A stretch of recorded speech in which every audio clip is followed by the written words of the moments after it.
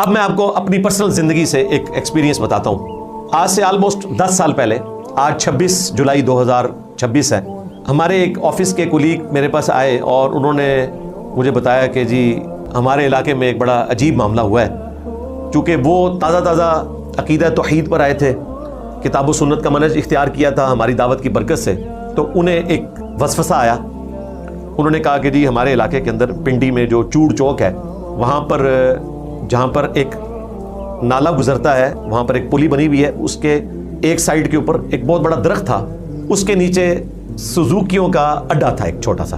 یہ سوزوکیاں وہ ہیں جو چھوٹے روٹ کے اوپر چلتی ہیں، وہاں سے لے کر راجہ بازار تک چلتی تھی۔ وہ کہتے ہیں بڑا عجیب معاملہ ہوا کہ اسی درخت کے نیچے ایک بابا جی بیٹھتے تھے جنہوں نے کپڑے بھی پورے نہیں پہنے ہوتے تھے۔ تو ڈرائیورز نے ان کی منت سماجت کی کہ بھائی آپ یہاں سے اٹھ جائیں، آپ کی وجہ سے اسلامی بہنیں جو ہیں نا وہ آ کر سوزوکیوں میں نہیں بیٹھتی ہیں، کیونکہ آپ نے جو اپنی پردہ داری کا معاملہ کیا ہوا ہے روحانی طور پہ، ظاہر مجذوب تو اس طرح ہی ہوتے ہیں نا، جن کی شرمگاہیں کھلی ہوئی ہوں، جو نہ نماز پڑھتے ہوں، وہ مجذوب ہیں، اللہ کے لیے فنا ہوئے ہوتے ہیں۔ صوفیاء تو اسی قسم کے ہیں نا ان کے۔ ہمارے کوکب نورانی صاحب بھی جن دھنکے والے بابا جی کا ذکر کرتے ہیں، ان کی بھی بیچاروں کی یہی حالت تھی۔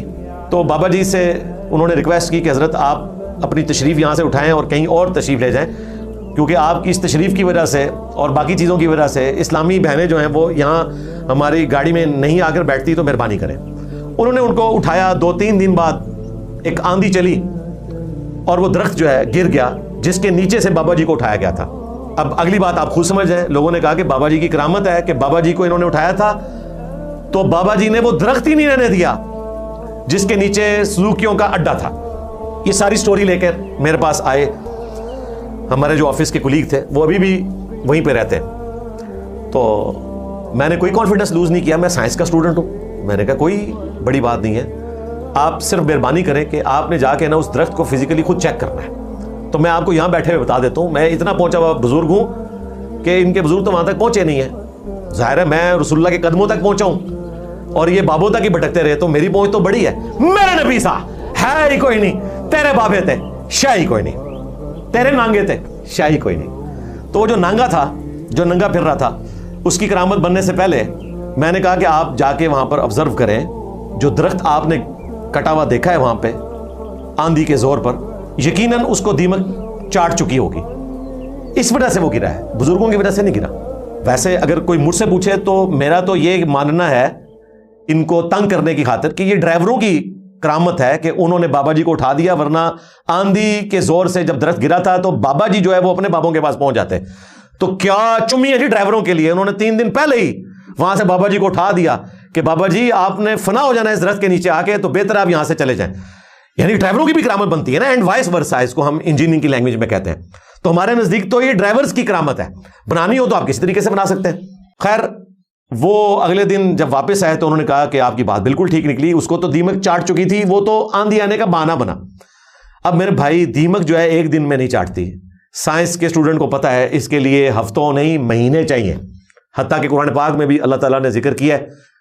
اگر کوئی کہنا کہ نہیں جی دیمک ایک دم بھی چاٹ جاتی ہے، تو قرآن پاک میں موجود ہے کہ حضرت سلمان علیہ السلام کی جو لاٹھی تھی اس کو دیمک چاٹتی رہی، حتیٰ کہ وفات کے بعد بھی کافی عرصہ تک آپ اس لاٹھی کے سہارے بیٹھے رہے اور جنات کو پتہ نہیں چلا کہ وہ فوت ہو چکے میں۔ جب دیمک اس لاٹھی کو چاٹ گئی تو آپ کا جسم اثر نیچے آیا، تو پھر ان کو پتہ چلا۔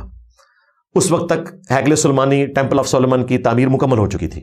تو الحمدللہ ان بزرگوں کی بزرگی تو نہیں مانی گئی، بہرحال ہمارے جو آفس کے کولیگ تھے انہوں نے میری بزرگی مان لی کہ واقعتاً یار تم سائنس کے بھی اسٹوڈنٹ ہو، قرآن و سنت کے بھی اسٹوڈنٹ ہو، کہ تم نے پہلے ہی بتا دیا کہ یہ ہوگا۔ میں نے کہا اس کے علاوہ کچھ اور ہو ہی نہیں سکتا، امپاسبل ہے، کوئی اس طرح کر کے نہیں دکھا سکتا میرے بھائی۔